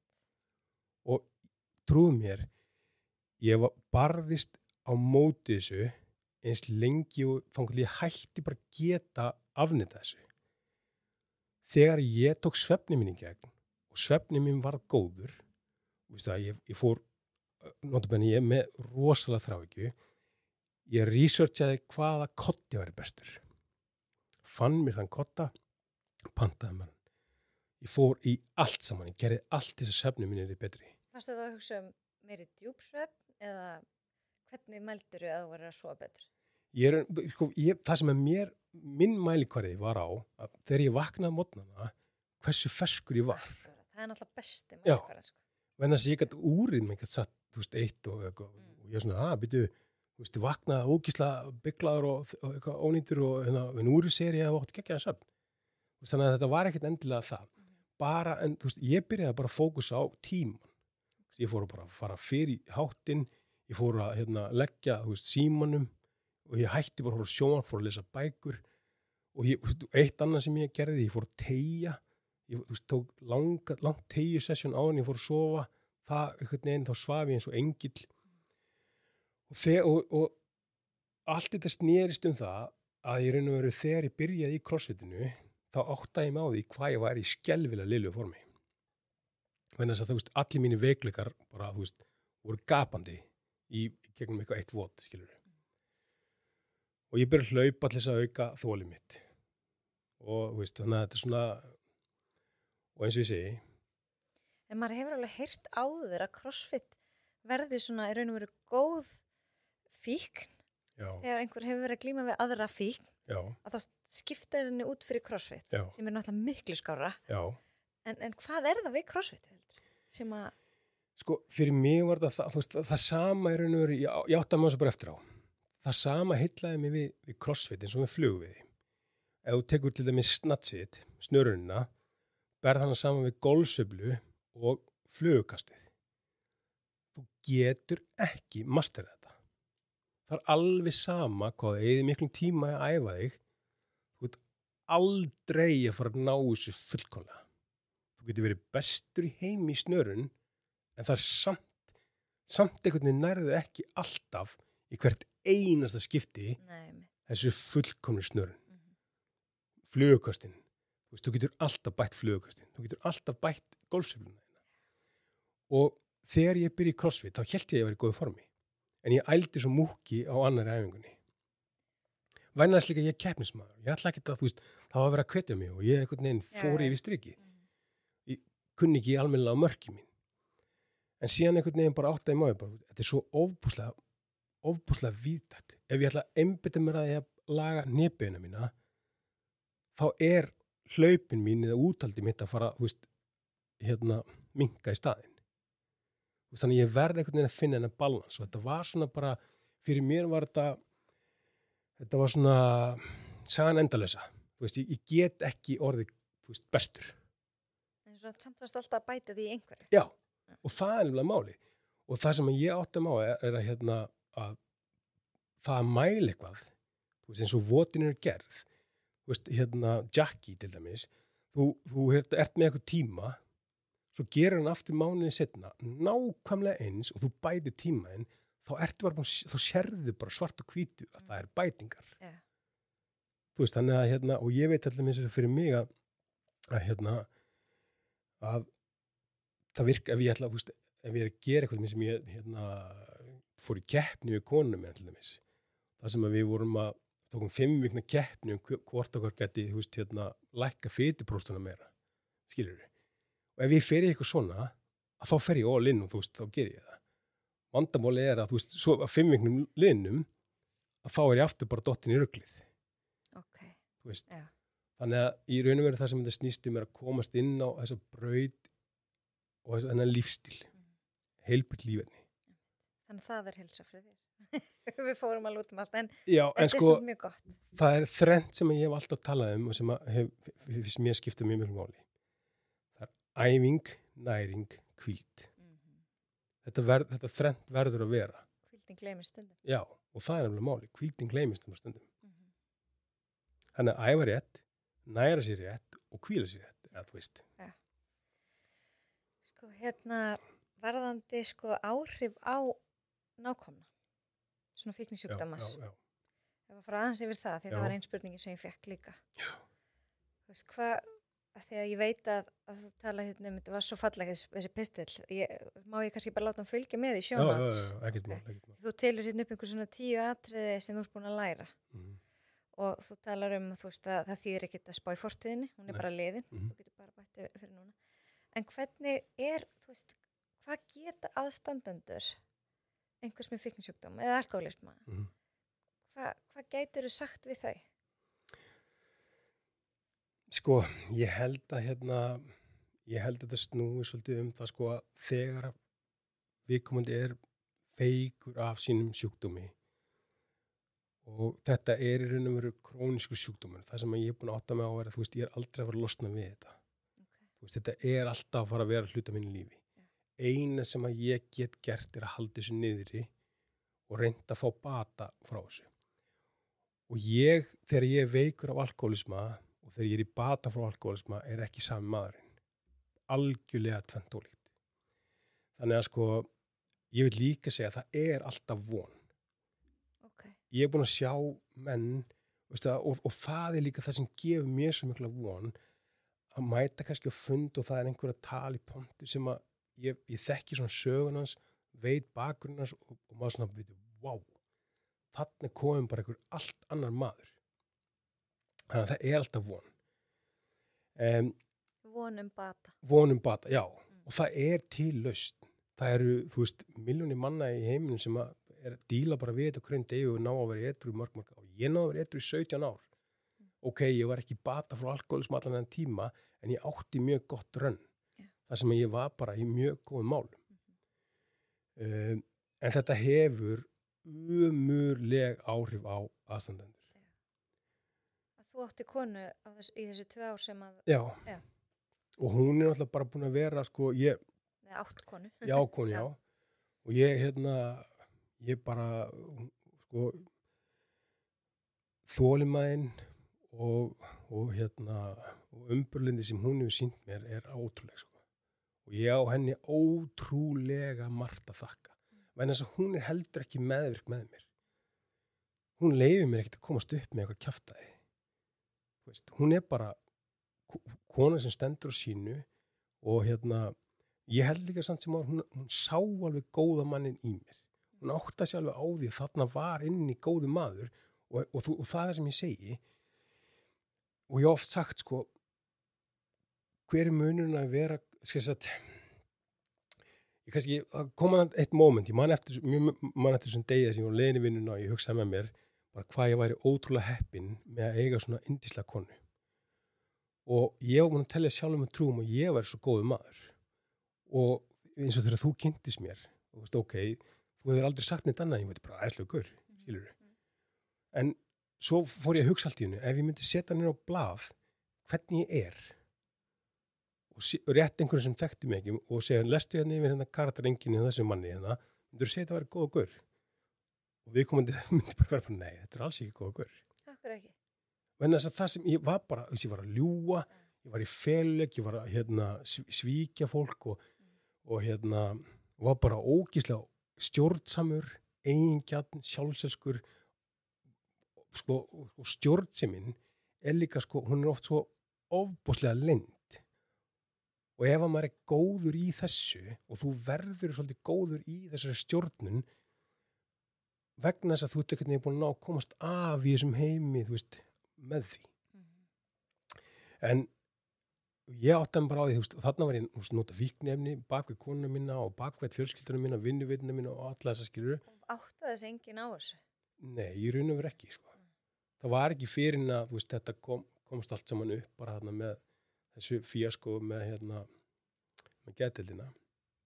En það sem að já, þarna einhvern veginn, en sko já, svo ég kom til. Grundvallar munurinn sá er að ég vil vera góður maður. Ég vil ekki vera svona eins og ég er búin að vera. Og þú veist, ég er tilbúin að horfast í augu við þetta, jú, svona var ég ætla ekki að vera svona lengur. Og hvað þarf ég að gera til þess að breytast? Og til dæmis eins og núna eigum við sko, núna er sambandi okkar bara yndislegt. Auðvitað eru ákveðin sár hann inn, skiljum, og sárindi og annað, skiljum, og þú veist, og ég þarf að byggja upp tröstið upp á nýtt og ég geri mér grein fyrir því. Og ég geri mér grein fyrir því að ég er algjörlega búin að skýta á bitan eins og þetta er. Og ég er búin að fara til hennar, ég er búin að setjast niður með hennar, ég er búin að útskýra fyrir og segja henni í raun og veru og það sem ég gerði var ég sagði henni frá öllu sem að ég vissi að ég hafði í raun og veru gert rátt. Ég bað hana síðan að segja mér það sem að hún upplýði sem að ég var kannski ekki að sjá sjálfur til þess að ég gæti meðtekið og breyti. Síðan get ég í raun og veru ekkert annað gert heldur en að vera edrú, sinnisu, vera til staðar. Og það er raun og veru það sem að ég finn rosalega mikið fyrir. Og ég get sagt þér annað. Þegar ég fór að þjálfa, þá kom hann að kafli í mínu lífi það sem að ég fekk lausn við mínum vandamálum að því ég var að gefa af mér. Akkurat, já. Þú veist, þegar ég var að vinna með börnunum, úlingunum að þessu, veist, það gaf mér ofboðslega mikið. Ég fekk þessa tilfinningu og ég var að hjálpa öðrum. Og það er það sem ert að gera núna. Það er það sem ég er að gera núna. Og það er það sem að, og í 12. spori segir, sko, við verðum fyrir andlýra vakningur ef við stíðum þessi spór og þess vegna reyndum við að flytja öðrum alkoholistum þennan boðskap og fylgja þessum megin reglum í lífi okkur starfi. Og það er það sem ég er að gera. Þess, núna reyni ég að hjálpa öðrum eins mikið og ég get. Og þegar ég fæ að hjálpa öðrum, þá fæ ég eitthvað svona tilgang í lífinu. Og ef ég get hjálpað einhverjum, þá ger ég það.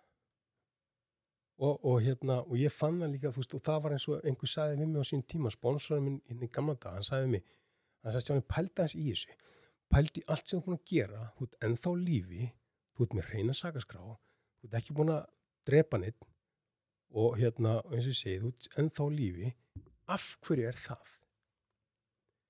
Getur verið að þér sé ætla eitthvað meira í þessu lífi? Og þá allt í henni fattaði bara, já, herðu, ef að mér er ætla eitthvað meira og ég á mér eitthvað æri mátt sem ætla mér bara það besta, ef minn æðri máttur og ég trúi því að minn æðri máttur sé almáttur, algóður og vilji bara það besta fyrir mig, þá þarf ég ekki að vera hræddur við neitt. Það ekki fyrir en ég fyrir sjálfur en að vast í hlutunum, byttu hérna, ég stundum líkt þessu saman, þú takkir með snörun, ef þú nærða láta hendurna bara vera slakar, nærða að fá kraftin úr fótunum, þá virkar þetta allt best. En við manneskjurnar, við ætlum alltaf að fara að rífa í þetta sjálf, byrjum að tósa með höndunum, skilur við. Og það bara nákvæmlega saman þetta. Ef að ég leyfi hlutunum bara gerast bara eins og það eiga að gerast, og það sé eitthvað tilgangur með þessu, og mér sé ætla eitthvað meira, að þá einhvern veginn gengur allt saman upp. Og svo það líka málið. Spurningin líka bara þessi, hvert viðhorfið þitt? Þú veist, segjum sem svo, mér langar alveg ógeðslega mikið í þessa nýju vinnu eða hvað sem það og það gerist ekki, hvað þá? Þá höfum við náttúrulega þennan, þetta val að hugsa með okkur, þetta var ekki, hans vilji, eða, mér ætla eitthvað meira, þetta var ekki fyrir mig. Og ef ég trúi því að allt sem að mér ætlað, það verður, að það þarf ekki að spá í því. Ef ég vonast eitthvað gerist og gerist ekki, þá reynir ég bara að sætta mig við það, en auðvitað miklu auðvitað að segja þetta heldur en að lifa eftir þessu.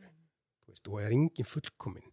Auðvitað koma dagar sem ég á vinstri akrinni og brjálast yfir bílstjórunum undan mér.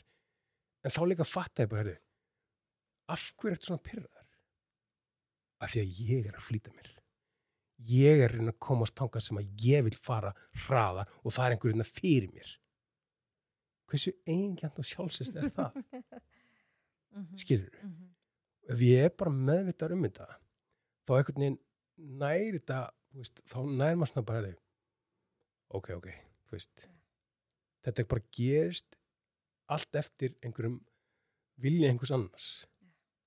Það að taka þátt í 12-sporakerfinu, þetta svolítið bara svona að sleppa tökunum? Algjörlega. Þetta ekki í þínum höndum. Nei, þetta að sleppa tökunum og það nefnilega málið. Menn eru oft segjum sér svo eins og ég oft heyrt menn tala fyrsta sporið viðurkenndi vanmátt okkar áfengi og gætum ekki lengur stjórna eigin lífi. Og þessi seinni hluti, við gætum ekki lengur stjórna eigin lífi, þetta fyrir ógeðslega töðunar á mörgum. Og menn að vera að tala það, ég var í fangilsi og ég var bara alls ekki tilbúin að átta mig á því að ég gæti ekki stjórna eigin lífi. Hvað ertu staddur? Líti í kringu þig. Áttaði á þessum aðstæðum sem þú ert í núna. Í alvörunni. Og það nefnilega mál, það var sama, ég allt í hennu komin í nauðingavistinu og geðdild. Ætla ég í alvörunni að reyna að telja sjálf með trúum, ég hafa einhverja stjórn á þessu lífi. Bara alls ekki. Því meira sem við reynum að stjórna, því verður þetta verður. Og það bara nákvæmlega þannig. Og ég, trúðu mér, það sem að, kona mín hún skilið, einhvers konar heiðus orðu og fjölskylda mín raun og veru öll. Það sem að þau eru búin að standa bak við mig og hlusta á bullið í mér gegnum tíðina. Telja sjálfur mér á þeim trúum að þetta sé í lagi og svona. Þetta allt saman bara einhvers konar lygi og maður að ljúga sjálfum sér. En ef maður heiðarlegur við sjálfum sig og tilbúin að horfast í augu við hlutina, og það annað í þessu öllu saman, að finnast það sem ég séð í mínum þjálfaraferli í crossfitinu, það eru arbeigur. Það alveg ótrúlegt hversu margir í mikilli sjálfsblekkingu að arbeigna sér þessu góðar. Þú verður tekið eftir þessu. Ormbeigur, kallar ég það. Og svo segir maður eitthvað við þau og þá þetta bara ofboðslega mikil móðgun. Ef maður heimfæri þetta yfir á til dæmis alkoholisman, ef ég myndi alltaf fara í vörn og vera móðgaður og eitthvað svona yfir ef einhver var að benda mér á, þá myndi ég ekkert laga það. Ég verð að vera tilbúin að horfa stjögu það. Og það það sem að tala að vera andlega vakandi. Maður bara búin að vera sofandi. Vera meðvitaður, vera með vitundinu sinni. Já. Og ég allt í henni, þegar ég kem núna inn í samtökin, þá ég allt í einu bara tilbúin að hlusta og sjá. Og smám saman stækkar sjóndeildarhringurinn eftir sem ég hef höndlað að horfast í augu meira. Þetta alveg búið að vera erfitt. Ég var ekki tilbúin að horfast í augu ákveðna hluti til að byrja með, svo kemur það. Og eins og þú segir, sleftu tökum. Hættu að reyna endalaust að hjakkast í þessu eitthvað einn og þú veist. Og þetta álíka bara við í lífinu öllu. Maður tekur eftir því sem að er einhvern veginn, veistu, vilja hafa svo mikla stjórn á öllu og öllum í kringum sig, þá bara einhvern veginn gerist ekki neitt. Einmitt. Það bara, það einhvern veginn, já. Það er allt í mínus. Og við þekkjum þetta, auðvitað við líka misjöfn. Og það líka annað sem ég oft tala sko, þú veist, inntöku skilurinn til þess að vera manneski er að gera mistök. Við værum ekki manneskjur ef við myndum ekki gera mistök. Af hverju getur heimsmeistarinn í snörun ekki snarað 500 kílóum með hvert einasta skipti? Það skilur hvað við? Já, eða besti golf... Já, af hverju fer hann ekki hól í höggi í hverju einasta skipti? Af því að kannski var hann að rífast í konuna sinni deginum áður og hann bara ekki rétt stemdur. Fótboltamenn, skilur mig. Ég nú aldrei búin að grenja yfir mínum liði á þessu leiktíð. Veist, hvernig geta þessi gæjar? Þeir eru mannlegir. Já, það er bara nákvæmlega málið. Maður les í fréttum að það var einhver leikmaður sem var í fríum fjölskyldinu sinni, þá brotist inn til hans á meðan, allt í hennu hrundi bara leikur, eða hann bara var bara skugginn sjálfum sér. Hvað var það? Þetta var áfall fyrir hann og hann var ekkert ekki að ná sér á strik, af því hann er mannlegur. En kannski svona alveg í blálokkin, við erum búin að eiga rosa gott spjall. Já. Sér þú eitthvað sem hægt er að gera til þess að hjálpa komandi kynslóðum til þess að minnka fíknisjúkdóma?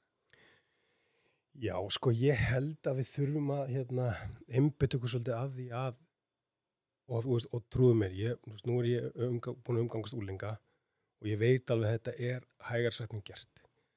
En við þurfum einhvern veginn að reyna að koma þessu inn í meðvitundina þeirra að þau séu nóg. Þú ert nóg.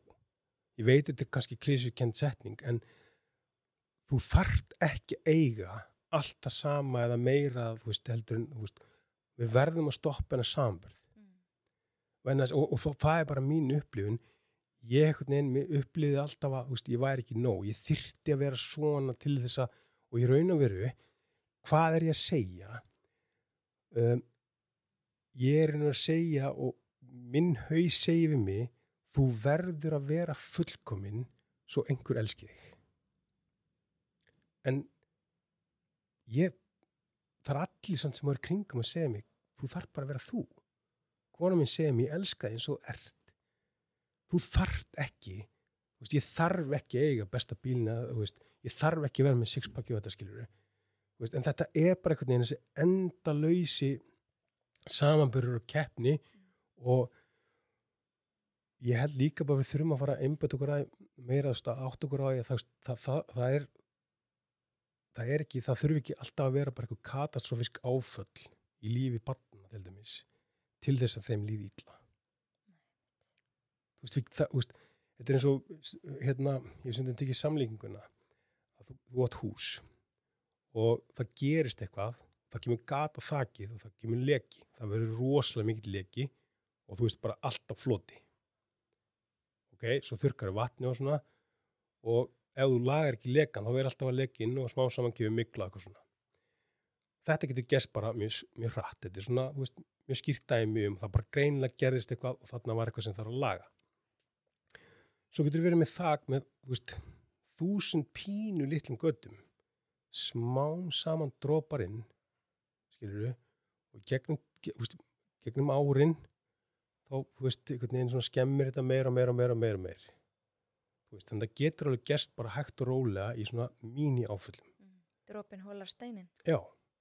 Og það er einhvern veginn það sem ég upplifi og núna til dæmis er ég búin að náttúrulega að vinna prógramið og ég er hjá EMDR sálfræðing það sem ég er að kafa aðeins inn í og reyna og það sem hún kendi mér er þetta að vera forvitin af hverju bregstu svona við einhverjum ákveðnum aðstæðum. Hvaða tilfinningar eru Já, á bakvið. einmitt. Og við erum búin að fara, þú veist, ég er búin að, ég er búin að læra alveg rosalega mikið sjálfa mig. Snýst þetta ekki bara það mitt? Bæði það að við þurfum að elska okkur og þetta að skilja okkur. Já. Og líka bara það, og eins og ég segi, þú veist, þetta að vera svolítið tilbúin að horfast í augu við raunveruleikann. Taka honum, gangast við honum, bera ábyrgð á honum og bara breyta. Já. Og líka bara vera óhrædd við að gera mistök. Akkurat. Ég var bara síðast í gær að segja þetta við son minn. Bara að því hann er vist hræðilegt að gera mistök. Já. Og ég var að segja þetta við hann. Það er allt í lagi. Já. Það er besta leiðin til að læra eitthvað, er að gera mistök. Einmitt. Það er nákvæmlega þannig. Og ég meina, maður heyrir þetta oft, ég veit ekki hvað oft ég hef sagt við fólk eitthvað svona, hvað sér, ágætt að fara að kíkja í crossfit eitthvað svona, ég ætla nú að koma inn í form áður en kem inn. Þú veist, og þetta er samt sem maður bara viðhorf sem mjög margir hafa. Þú veist, ég ætla að koma mér í form áður en ég kem. Já, en þú kemst í form, eða skilur við, þú veist. Já, akkurat. Alveg sama hvað það heitir, skilur við. Þú verður bara að byrja. Þetta er svolítið líkt í sem þú veist að segja áðan, ég verð hamingjusamur þegar. Já. Eitthvað. Einmitt. Og það er akkurat þetta sem er. Við erum alltaf ég er alltaf að fresta. Ég er alltaf að segja, já, þú veist, þetta verður að vera svona, þessar aðstæður, þetta er svona. Nei, gerðu þetta bara. Byrjaðu bara á smátt, þú veist, eins og ég segi, ég er bara að byrja núna bara mjög smátt, ég er búin að edru í rúma 6 mánuði, ég er rétt svo að byrja að hreyfa mig núna aftur eftir sem mjaðmaðgerð. Ég setti bara fókusin á að koma haustnum allavega yfir en erfiðasta þröskuld. Þú veist, ég á ótrúlega langt í land, en ég er samt sem að núna líka byrja að hreyfa með mér. Þú veist, og það kemur hægt og rólega. Ég þarf samt líka að sinna fjölskyldunum minni. Ég get ekki verið í minni eigin sjálfsösku, ætlast bara til að geta bara farið í vinnuna, sinnt mínum samtakum og sponsjum og fara á æfingu og hvernig ætla ég að sinna fjölskyldunum minni líka. Þannig að byrjum bara. Gerum þetta bara núna. En óttastu að falla aftur? Sko, eins og mér líður núna, þá er ég bara búin, þetta er bara ákvörðinni komin, ég ætla ekki að nota meir. Og ég ætla núna bara að einbeita mér að því, það sem eftir er, einn dag í einu, að komast hjá því að þurfa þess. Ég er mjög hræddur það. Og það kom alveg hugmyndir og það er nefnilega málið.